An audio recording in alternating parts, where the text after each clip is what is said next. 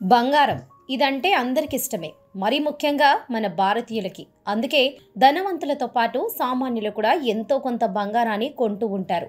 అయితే ఇప్పటి పరిస్థితి చూస్తే బంగారం కూడా ప్లాటినం, డైమండ్స్లా కేవలం డబ్బున్న వాళ్ళ మాత్రమే కొనగలలా అయిపోయింది.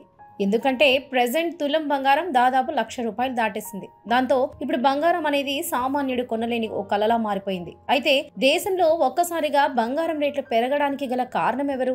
అంబానీ, అదానీ లాంటి వాళ్ళ వల్లే గోల్డ్ రేట్ మారుతుందా? రాష్ట్రపతిని డిసైడ్ చేసే ప్రధానమంత్రి గోల్డ్ రేట్ ను ఎందుకు డిసైడ్ చేయలేకపోతున్నాడు? ట్రంప్ ప్రెసిడెంట్ అవ్వడానికి గోల్డ్ రేట్ పెరగడానికి మధ్య లింక్ ఏంటి? అసలు టన్నుల కొద్ది బంగారాన్ని ప్రపంచ దేశాలు ఎందుకు కొంటున్నాయి? భవిష్యత్తులో బంగారం రేట్ తగ్గే ఛాన్స్ ఉందా అనే విషయాల గురించి మనం ఈ వీడియోలో తెలుసుకుందాం. సో బంగారం గురించిన కొన్ని విషయాలను బంగారంలో చెప్తాను, ఎక్కడ స్కిప్ చేయకుండా చివరి వరకు చూడండి. సాధారణ మధ్యతరగతి ప్రజలు తమ బంగారు కోరికల్ని ఖచ్చితంగా కంట్రోల్ చేసుకోవాల్సిన సమయం వచ్చేసింది. ఎందుకంటే బంగారం ధరలు సాధారణ ప్రజలకు అందనంత వేగంగా పెరిగిపోతున్నాయి. 2020 ఏప్రిల్లో ₹45,000 ఉన్న తులం బంగారం సరిగ్గా 5 సంవత్సరాల తర్వాత ఏకంగా ₹1,00,000 అయింది. అంటే 5 సంవత్సరాల్లోనే బంగారం ధర 110% పెరిగింది. 1964లో 24 క్యారెట్ల తులం బంగారం ధర ₹63. ఇక 1974లో 500, 1984లో 2000, 1994లో 4,600, ఇక 2004 సంవత్సరంలో ₹5,850. ఇప్పుడు 2014లో 28,000గా ఉంటే, ఇక గత ఏడాది 2024 డిసెంబర్లో ఈ ధర 79,500కి చేరింది. ఇదే ఎక్కువ అనుకుంటే డిసెంబర్ నుంచి ఏప్రిల్ 2025 వరకు కేవలం 4 నెలల్లోనే మరో ₹20,000 పెరిగి ఏకంగా తులం బంగారం ₹1,00,000 చేరుకుంది. ఈ 2025 ఏప్రిల్ 20న ఆదివారం రోజున తులం ప్యూర్ గోల్డ్ విలువ 98,510. ఇక ఏప్రిల్ 21న ఒక్క రోజుననే 820 పెరిగి ₹99,030 చేరింది. ఇక ఏప్రిల్ 22న 10 గ్రాముల మేలిమి బంగారం ధర ఏకంగా 1,15,000కు పెరిగింది. అయితే ఇలా బంగారం రేట్ పెరగడానికి చాలా కారణాలున్నాయి. తరతరాలుగా బంగారం అనేది భారతీయ కుటుంబాల్లో ఒక భాగంగా మారిపోయింది. బంగారం అంటే ఆస్తి, బంగారం ఉంటేనే విలువ అనే భావన భారతీయుల్లో ఎక్కువగా ఉంది. ఇక పెళ్లిళ్ళు, ఇతర ఫ్యామిలీ ఫంక్షన్లో బంగారం కొనడం ఆనవాయితీ అయిపోయింది. కాబట్టి ప్రపంచంలోనే అత్యధికంగా బంగారాన్ని కొనుగోలు చేసే దేశం మాత్రం ఇండియానే.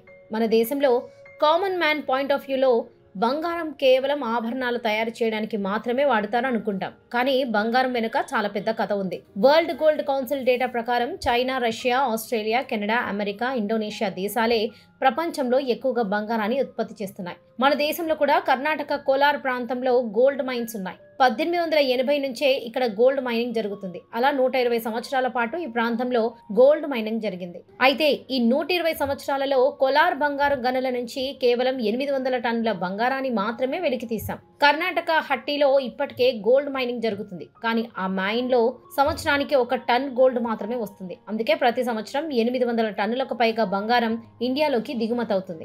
గోల్డ్ కి వరల్డ్ వైడ్ గా ఎకనామికల్ గా చాలా ఇంపార్టెన్స్ ఉంది. ఇక్కడ బంగారాన్ని ఒక అంతర్జాతీయ వస్తువుగా భావిస్తారు. అందుకే ఈ బంగారం ధరలని కొందరు వ్యక్తుల్లో లేదా ఒక సంస్థను డిసైడ్ చేయదు.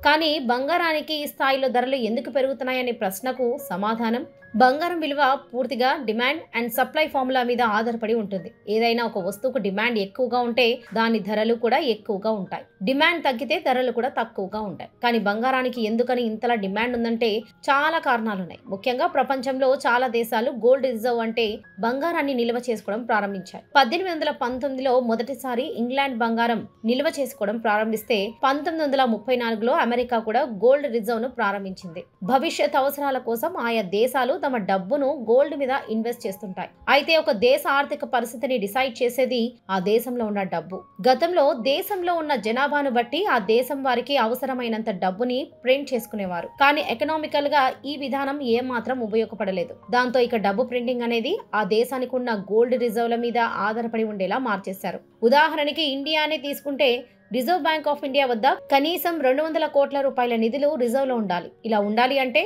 ₹115 కోట్ల గోల్డ్ రిజర్వ్లను రిజర్వ్ బ్యాంక్ కలిగి ఉండాలి. దీన్నే మినిమం రిజర్వ్ సిస్టమ్ అంటారు. 1956 నుంచి మన దేశంలో ఈ విధానం అమల్లో ఉంది.